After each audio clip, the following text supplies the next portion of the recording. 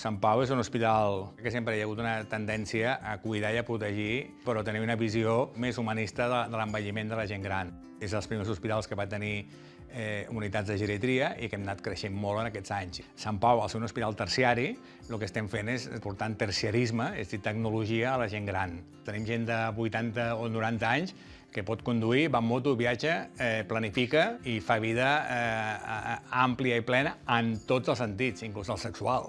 I en canvi hi ha gent d'edats més joves que viu totalment limitada. Per valorar la fragilitat hi ha molts tests i no hi ha un sol senzill que ens pugui dir sí o no. Però un dels que utilitzem, que ens agrada molt, valora 3 coses: el teu equilibri, la capacitat de caminar amb quan ràpid vas, la velocitat de la marxa, i la força de les cames, la part superior, aixecant-se i sentant-se en una cadira. Això és important molt, perquè ens diu el risc de caigudes, com s'està de musculatura si et mous ràpids quan camines, si ets capaç d'aixecar-te d'una cadira. I s'ha demostrat que segons com surti la puntuació d'aquest test, això marca si tens més probabilitat de caure, de que les coses vagin malament, si et pot faltar múscul, si tens fragilitat. El programa de fragilitat de Sant Pau i de les urgències de Sant Pau arrenca fa més de 15 anys. Comencem a veure com apareix el client nou, que és una persona més gran, que té altres problemes de salut, que rep molts medicaments, que aquest és un factor molt important a la població, i que ve urgències. Volem que tinguin espais diferents d'atenció, volem que estiguin acompanyats tant com puguem, i necessitem també que els professionals facin protocols diferents. El servei d'urgències disposa d'una unitat d'atenció urgent al pacient fràgil, que té estructuralment unes característiques diferents. És una unitat que consta de 13 boxos, on hi trobem llits envers de lliteres, per un tema de comoditat, de prevenció de nafres per pressió, hi trobem una butaca per promoure que aquest pacient s'adesti el major temps possible, com a casa. Hi trobem llum natural, que permet que els pacients estiguin ubicats en temps i no es desorientin. És una unitat que es caracteritza per tenir poc soroll, no té megafonia, amb la qual també fa que els pacients no tinguin sons que els facin desorientar. I fem un pla de cures molt diferent o bastant diferent a la resta de pacients.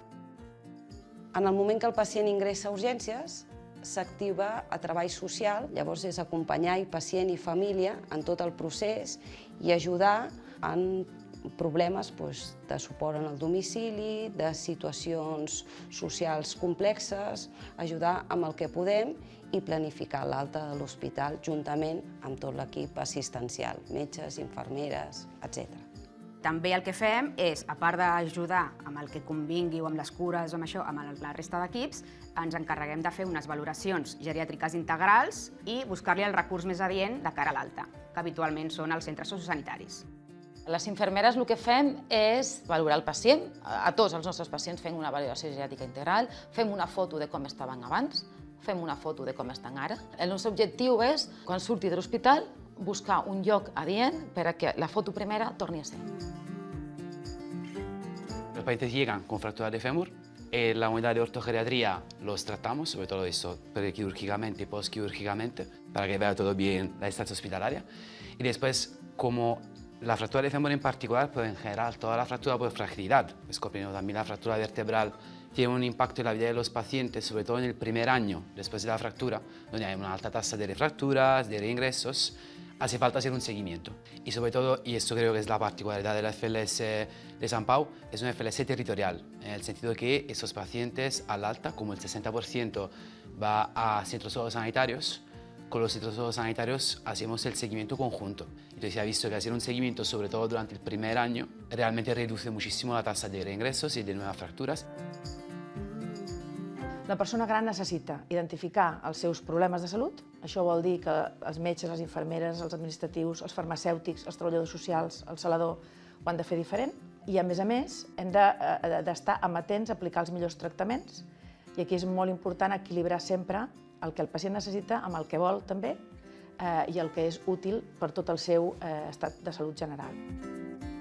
Els grans reptes a nivell de geriatria, si volem, jo crec que les persones grans visquin bé, no sé si més, però sí que visquin bé, jo crec que no només està la part mèdica, sinó la part social. És a dir, nosaltres podem demanar moltes proves i donar molts tractaments, però si la persona viu sola i comença a tenir alguna limitació, no li serviran de res aquestes proves ni els tractaments que donem. I això és una cosa que veiem cada vegada més sovint i que les persones moltes vegades grans estan molt soles. Afortunadament, hi ha uns moviments socials i la premsa té molt a veure, s'està parlant de longevitat, que implica qualitat de vida, i implica no viure infinit, sinó que els anys que vissis, viure'ls bé.